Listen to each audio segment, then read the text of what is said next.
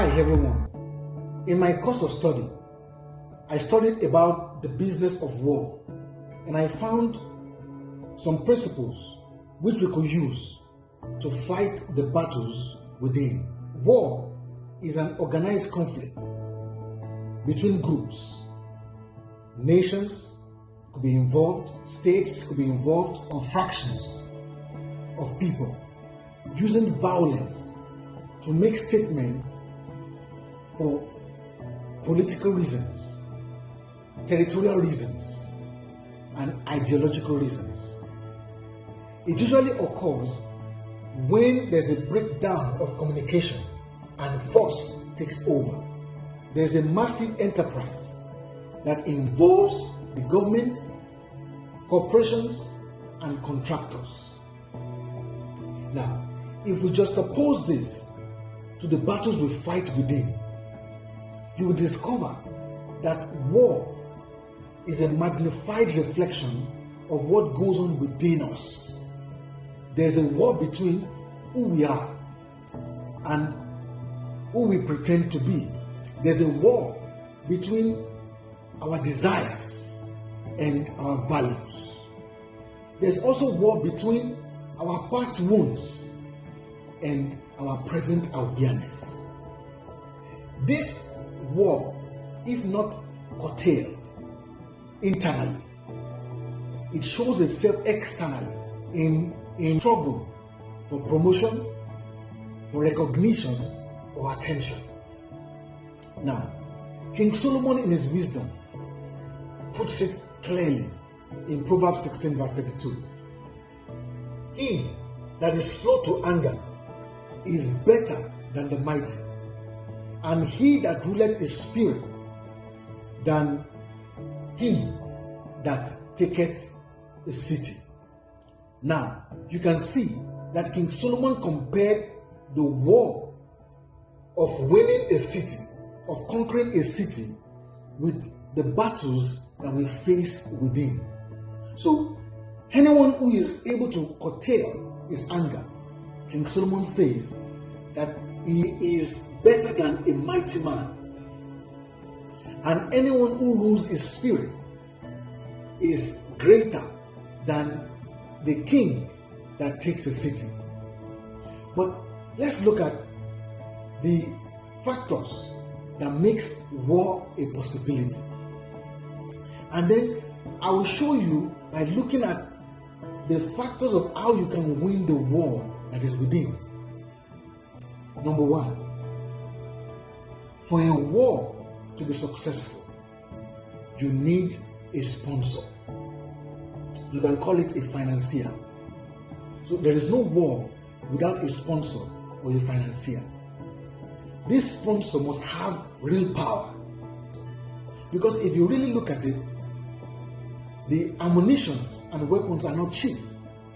So you need a financial backing. So therefore, you need a sponsor or a financier. Now, in fighting the battles within, the sponsor or the financier of the battles within are the thoughts in our minds. Now, Martin Luther King Jr. says it better. He says, you cannot control the birds from flying over your head, but you can control the birds from building a nest in your air.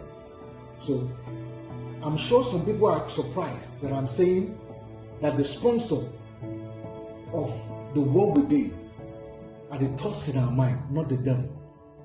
The thoughts in your mind are the very sponsors of the wars in your life. The wars between your desire and your values. The war between your past wounds and your present awareness. So what exactly are you supposed to do?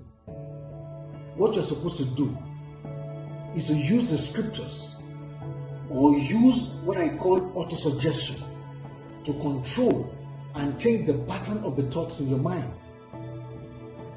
Because words are the vehicle of thoughts. Thoughts don't just exist. Thoughts exist with words. And basically words or language by which you speak. So for instance, if English is your lingua franca.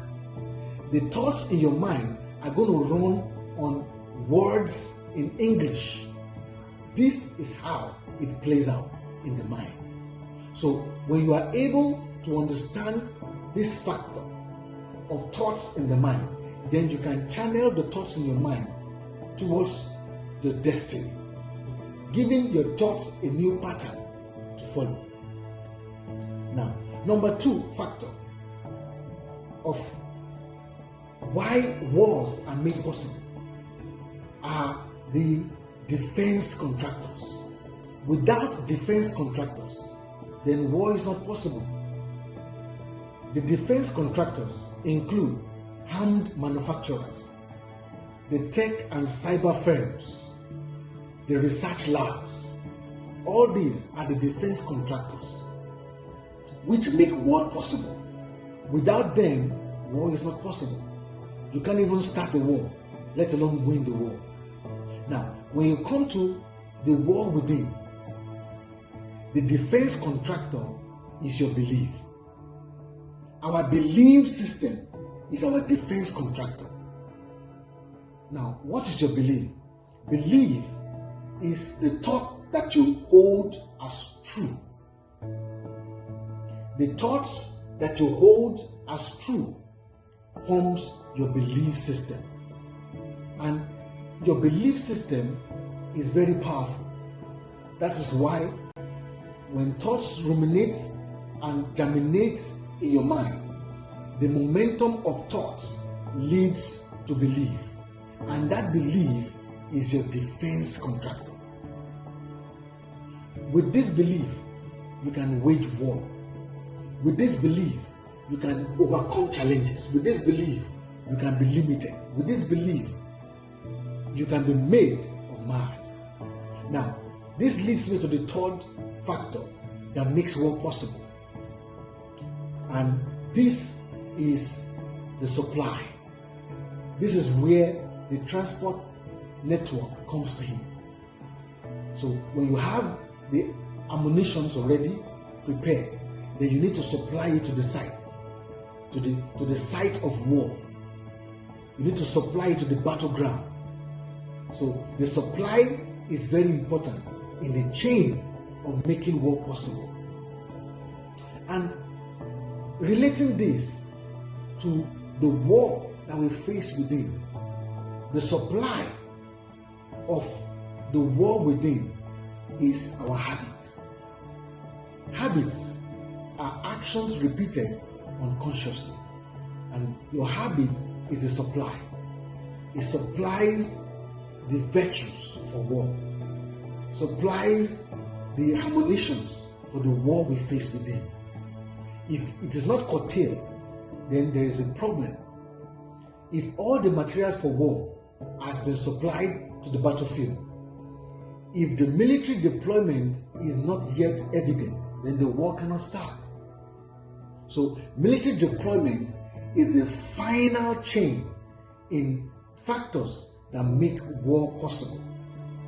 And in the battles that we face within, the military deployment is our character. That is how the struggle for promotion, struggle for recognition, struggle for attention comes in. So you see that the habits now form your character, and your character shows up at work, your character shows up at home, your character shows up in everything that you do. This is how your battles within are expressed in the outside world. I believe that the best way for you to win the war within is to go to the root of the war, is to go to the root of the battle. And what is the root of the battle? The root of the battle are your thoughts, the thoughts in your mind. If you can control your thoughts, you can control your belief system, you can control your habits, and then you can control your character. If not, if you leave this unconsciously to be managed by your unconsciousness, then you will discover that your belief system are going to be limiting you. When your belief system starts limiting you, your actions begin to form bad habits, and then your bad habits begin to show bad character in your experience. Until I see you again, keep focusing on the bright side